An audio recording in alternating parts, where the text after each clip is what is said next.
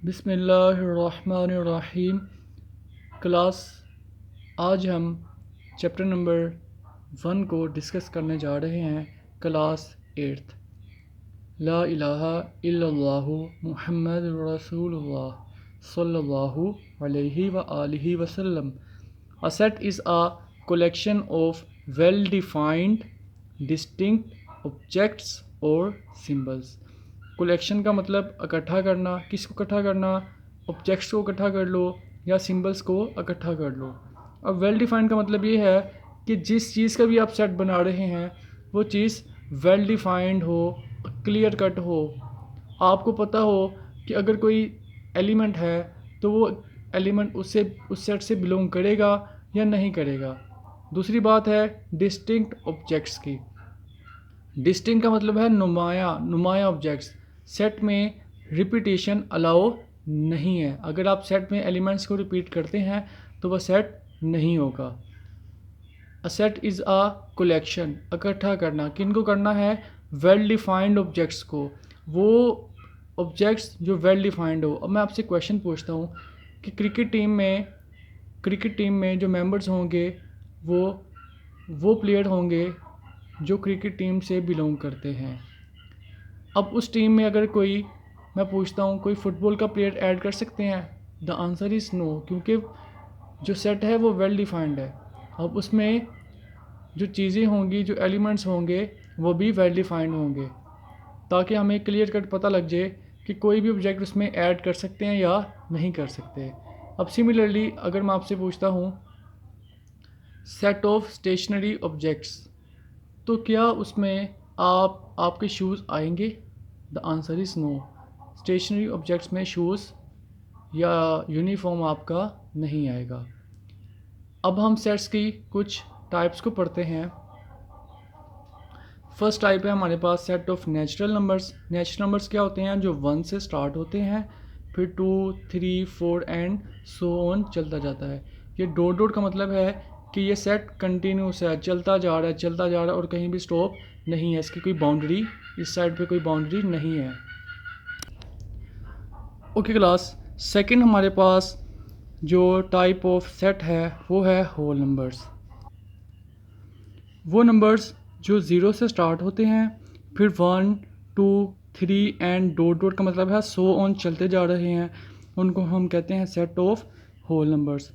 अब set of integers की बात करते हैं तो वो नंबर जिनमें 0, 1, 2, 3 सो ऑन नंबर्स कंटिन्यूसली चलते जाएं और सिमिलरली -1, -2, -3 नंबर्स भी चलते जाएं। मतलब कि वो नंबर्स जिनमें डेसिमल पार्ट जो हो वो सिर्फ 0 हो। लाइक अगर आपके पास 1 लिखा हुआ है 1, तो 1 का मतलब ये है कि 1.000। इसका मतलब है कि इसका जो डेसिमल पार्ट है, जो पॉइंट के बाद वाला हिस्सा है, वो सारा क्या है? 0 है। तो ऐसे नंबर जिसमें डेसिमल पार्ट सारा 0 हो उसे हम कहते हैं इंटीजर्स। तो सारे नंबर्स इंटीजर्स कहलाएंगे जिनमें डेसिमल पार्ट 0 होता है आपका।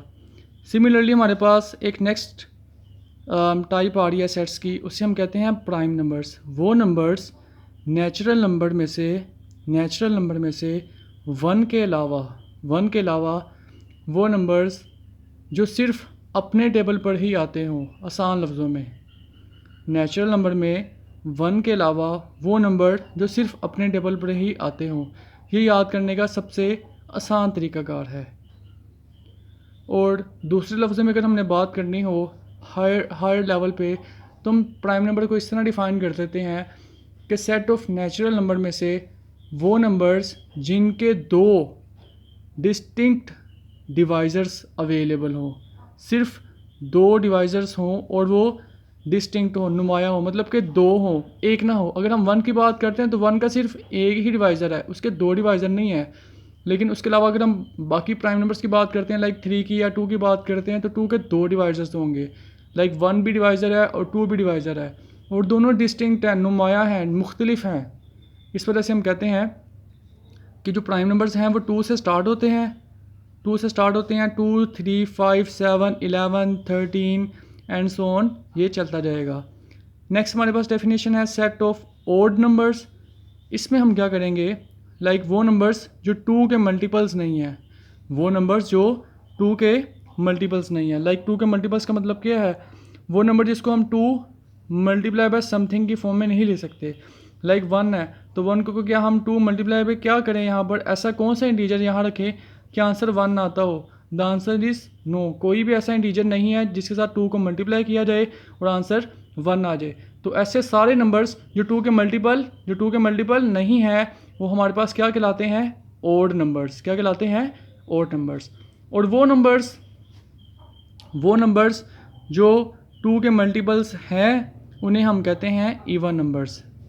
अब जो हमारे पास ओड नंबर्स हैं उसमें 1, 3, 5, 7, 11 एंड सो ऑन चलता जाएगा। सिमिलरली प्लस वाले भी एलिमेंट आएंगे और -1 वाले भी।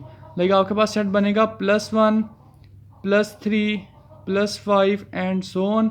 सिमिलरली यहाँ पर -1, -3, -5 एंड सो ऑन चलता जाएगा। ये आपके पास एक सेट बन गया जिसे हम कहते हैं set of odd numbers. Similarly set of even numbers की अगर हम बात करते हैं तो वो नंबर्स जो 2 के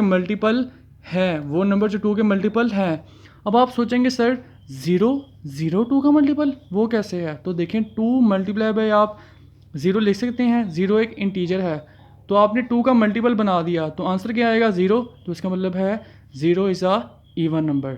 सिमिलरली आप बात करेंगे सर कि 4 का तो पता लग गया कि 4 को हम 2 × 2 की फॉर्म में लिख सकते हैं, लेकिन -4 को कैसे लिख सकते हैं, तो उसका आंसर है कि आप इसको इस तरह लिखेंगे 2 × -2, 2 × -2। अब -2 एक इंटीजर है तो आप क्या करेंगे, प्लस जहाँ साइन नहीं उसका मतलब प्लस होता है, प्लस माइनस 2 2 ज़ा 4।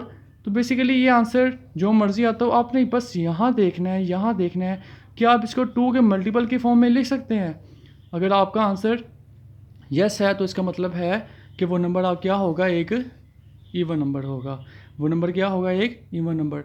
तो इस तरीके से हमें पता लग गया भाई कि हमारे पास 0, 2, 4, 6 so on. Similarly -2, -4, -6 and so on.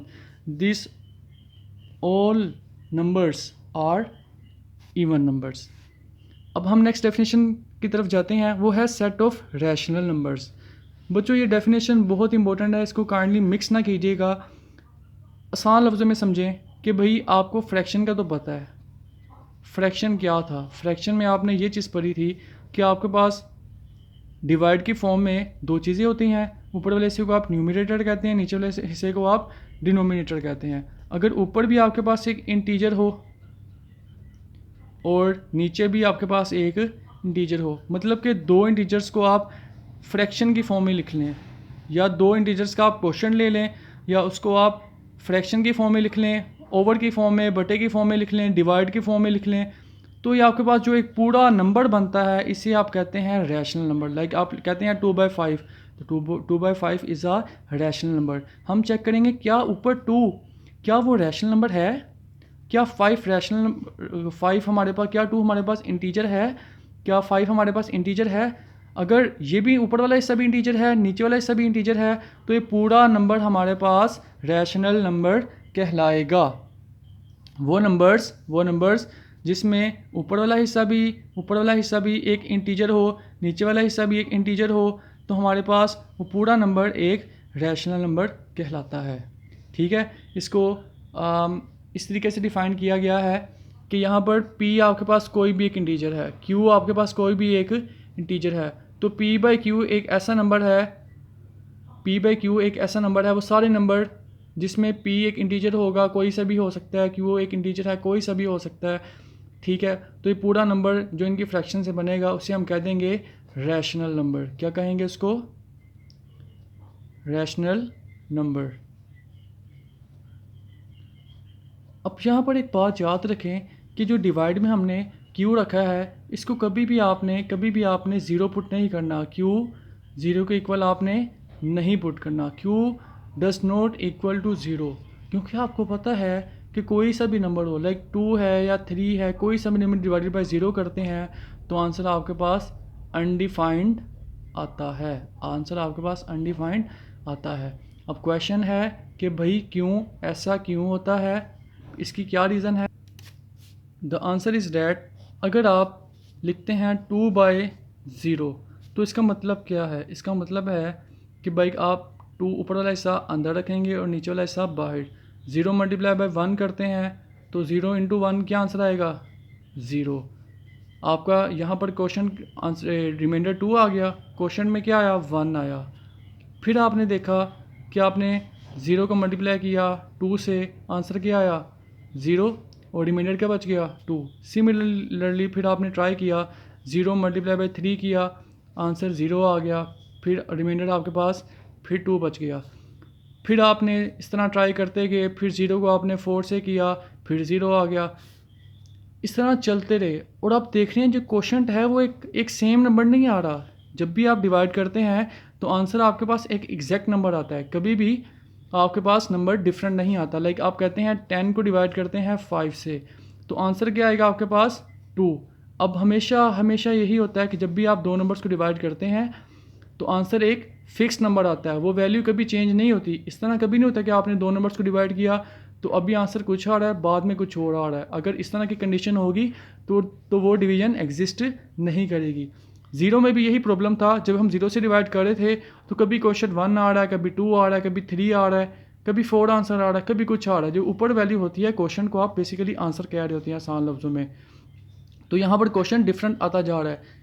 आपके पास इन्फिनाइट क्वेश्चन आ सकते हैं, आप लाइक 4 से मल्टीप्लाई करें, फिर आप 5 से करें, फिर आप 6 से, सो ऑन सिमिलरली ये चलता जाएगा। ठीक है, सारे नेचुरल नंबर से आप 1 बाय 1 करते रहें, मतलब कि आपके पास कोई फिक्स्ड आंसर नहीं आ रहा। इसलिए हम कहते हैं कि भाई ये जो डिवीजन है ये हमारे पास अनडिफाइंड है। इसलिए हम मैथ में जब भी हमारे पास इस तरह का केस आता है हम कहते हैं कि भाई कभी भी आप कोई भी आपके पास नंबर हो, लाइक आपके पास 5, 3 कुछ भी नंबर है, कोई सा भी नंबर है, आप कभी भी उसको 0 से डिवाइड नहीं करते। That's the explanation of this question. Next हमारे पास जो टाइप्स आ रही हैं, डिस्कशन जो करने जा रहे हैं, वो हमारे पास सबसेट ऑफ अ सेट है। अब सबसेट का मतलब क्या है? कभी भी आप लफ्ज़ देखेंगे सब का मतलब कि उसका पार्ट है, सब मतलब उसका पार्ट है, और सब सेट ये भी एक सेट है। सब सेट मतलब कि सेट के बीच में से ही आपने एक सेट बनाना है। तो सब सेट क्या हुआ कि सेट का एक हिस्सा हो गया। अब हिस्से किस तरीके से होंगे, उसके आगे से दो टाइप्स आ जाती हैं। हम पहले सबसेट को पढ़ लेते हैं। कहते हैं set A is set to be a subset of set B. कहता है ए आपके पास कोई सेट है, बी आपके पास कोई सेट है, ए सेट को हम बी का सबसेट कहेंगे इफ़ एंड ओनली इफ़। सिर्फ इस कंडीशन में कहेंगे जब हमारे पास क्या होगा, every element of set A के सारे element is also an element of set B, A के सारे एलिमेंट बी में मौजूद होंगे। अगर ए के सारे एलिमेंट बी में मौजूद हैं तो हम कहेंगे ए बी का सबसेट है। इसको आसान लफ्ज़ में समझना हो, मैं आपसे कहता हूँ ये आपके पास एक जगह है, लाइक इसको आप कह देते हैं ये आपके पास ए सेट आप कह दो।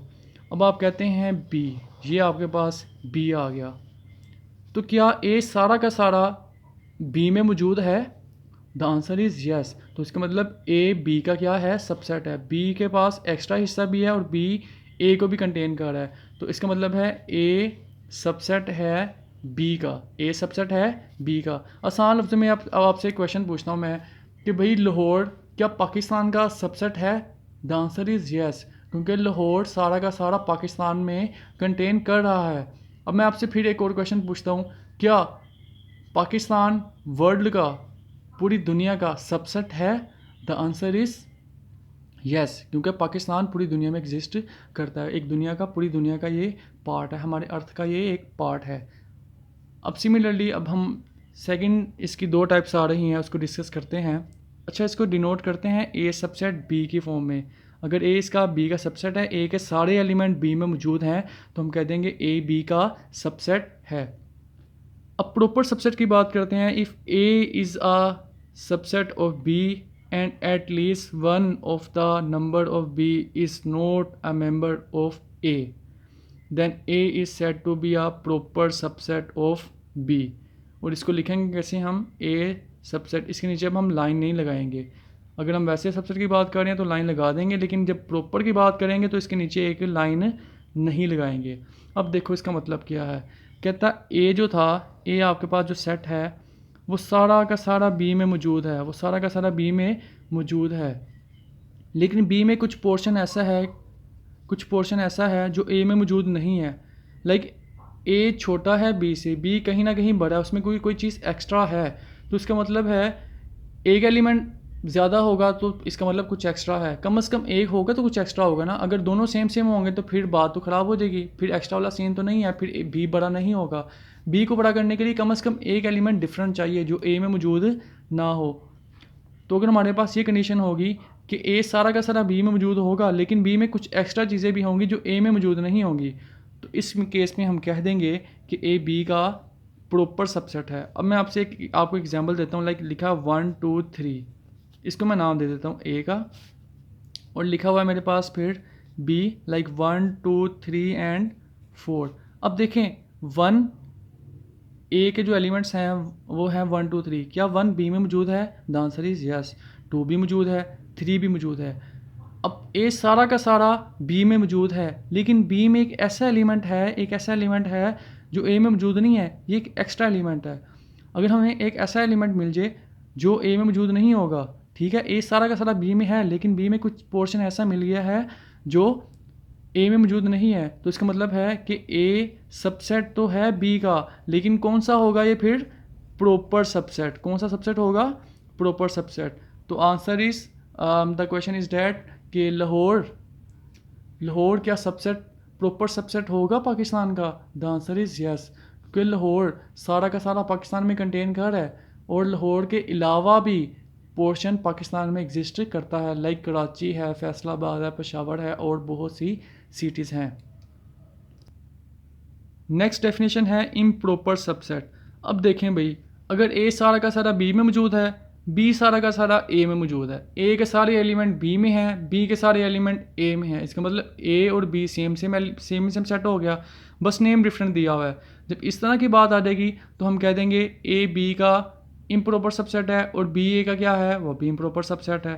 अब इसको पढ़ेंगे कैसे? If set A is a subset of set B, A subset है सेट बी का, सेट ए सबसेट है सेट बी का, and every element of set B is also an element of set A. इसका मतलब है कि B भी subset है ए का, ए भी सबसेट है बी का, ए बी का सबसेट है, बी ए का सबसेट है, ये एक दूसरे के सबसेट हैं। तो इसका मतलब है A is improper subset of B. अब कहने का मतलब ये है कि आपके पास ये ए है, और आपके पास बी है, यही ए है, यही बी है। तो क्या ए बी में मौजूद है? The answer is yes. तो क्या बी ए में मौजूद है? The answer is yes. तो इसका मतलब है ए बी में मौजूद है। ए अगर बी का सबसेट है, बी अगर ए का सबसेट है, तो इसका मतलब है कि ए बी का इम्प्रॉपर सबसेट है, ए बी का इम्प्रॉपर सबसेट है। अब इसकी एग्जांपल अगर आप देखना चाहें तो अगर मैं लिखता हूँ 1 2 3, इसको मैं ए का नाम दे देता हूँ, और फिर मैं लिखता हूँ सेट बी, इसमें एलिमेंट्स हैं 1 2 3। तो क्या ए सारा का सारा बी में मौजूद है? ए बी का सबसेट है? The answer is yes. तो क्या बी ए का सबसेट है? The answer is also yes. A B का सबसेट है, ए बी का सबसेट है, और बी ए का सबसेट है। जब इस तरह की कंडीशन आ जाएगी तो हम कह देंगे कि A is an improper subset of B. अब हम 1.1 स्टार्ट कर रहे हैं।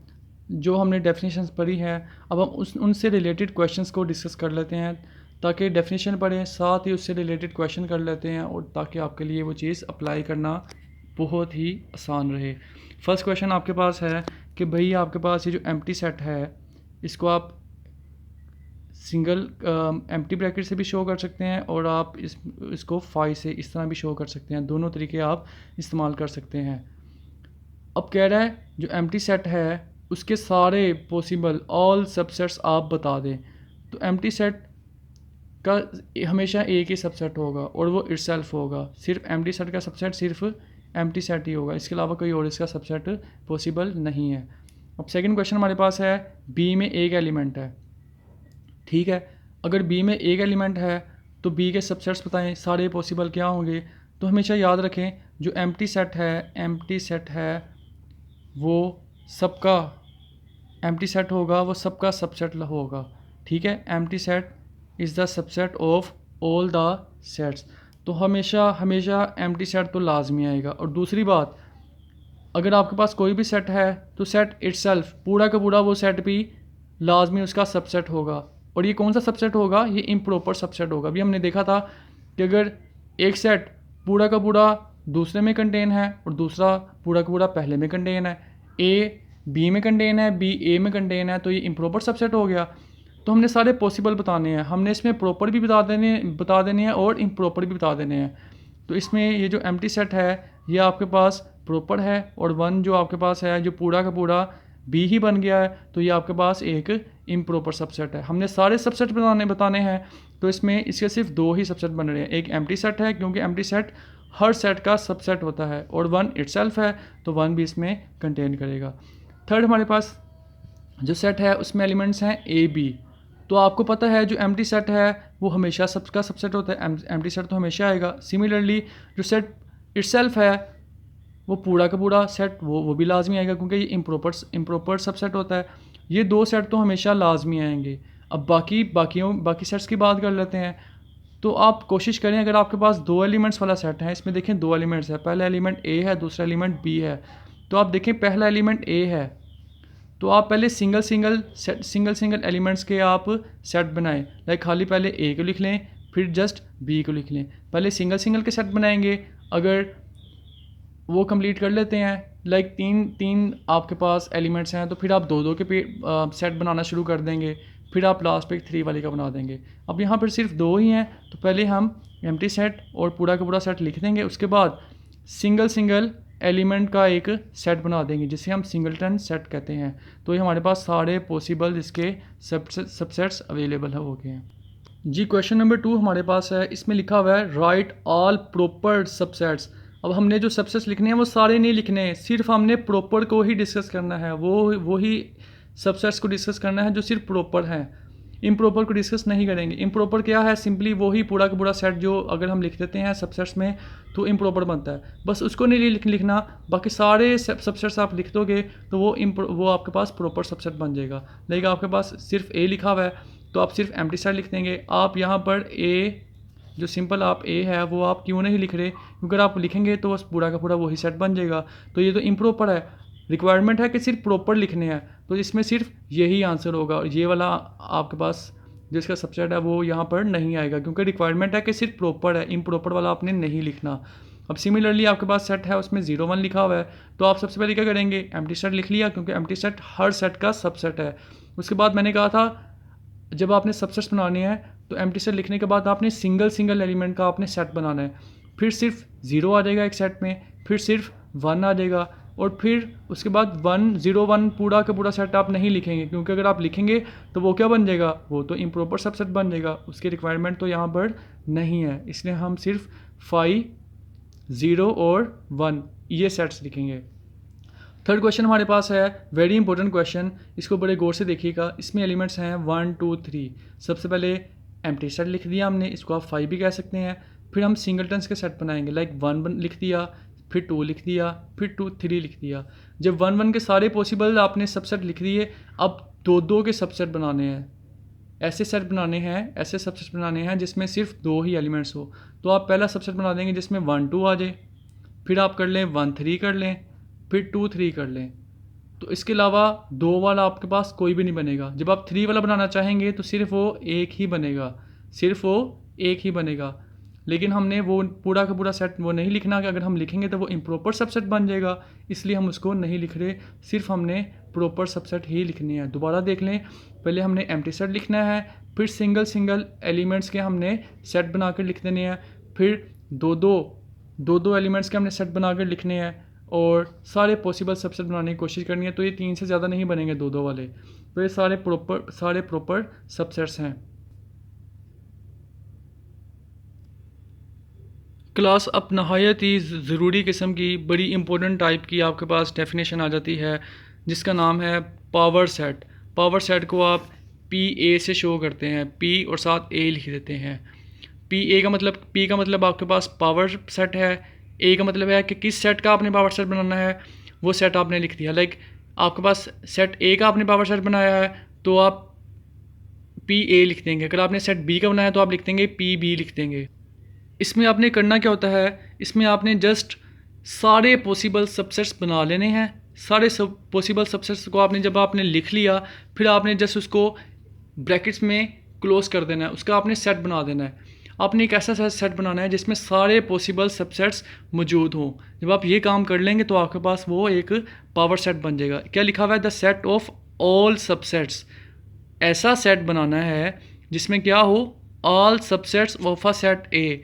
ऐसा सेट, एक सेट बनाना है, मतलब कि आपने एक सेट बनाना है, उसमें वो एलिमेंट्स रखने हैं जो कि क्या हैं, सबसेट्स हैं। किसके, ए के सबसेट हैं। तो ए के हमने सारे पॉसिबल सबसेट बना लेने हैं, उनको हमने एक सेट में क्लोज कर देना है। लाइक उसके गिर्द हमने ब्रैकेट्स लगा देनी है, तो हमारे पास क्या बन जाएगा, वो पावर सेट बन जाएगा। इसको लिखते कैसे हैं, इसको लिखते हैं P इंटू ए का मतलब है कि ए सेट था जिसका हमने पावर सेट बनाया है, P का मतलब पावर सेट ऑफ ए। अब क्वेश्चन नंबर 3 पावर सेट से रिलेटेड है।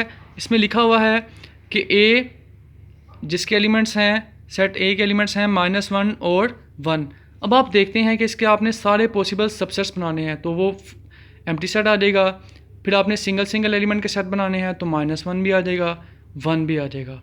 फिर आपने क्या करना है, दो बनाएंगे आप, एक ऐसा सेट बनाएंगे जिसमें 2 एलिमेंट्स होंगे, तो सिर्फ यही पॉसिबल बनेगा। और आप देखते हैं ये पूरा का पूरा वही सेट बन गया, तो इसका मतलब ये वाले प्रॉपर थे और जो लास्ट वाला था वो आपके पास क्या है, इम्प्रॉपर है।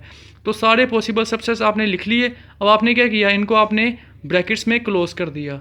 आपने क्या किया, इनको ब्रैकेट्स में क्लोज कर दिया, एक सेट बना दिया। एक सेट ऐसा बनाया जिसमें जो एलिमेंट्स हैं वो सारे के सारे क्या हैं, सबसेट्स हैं।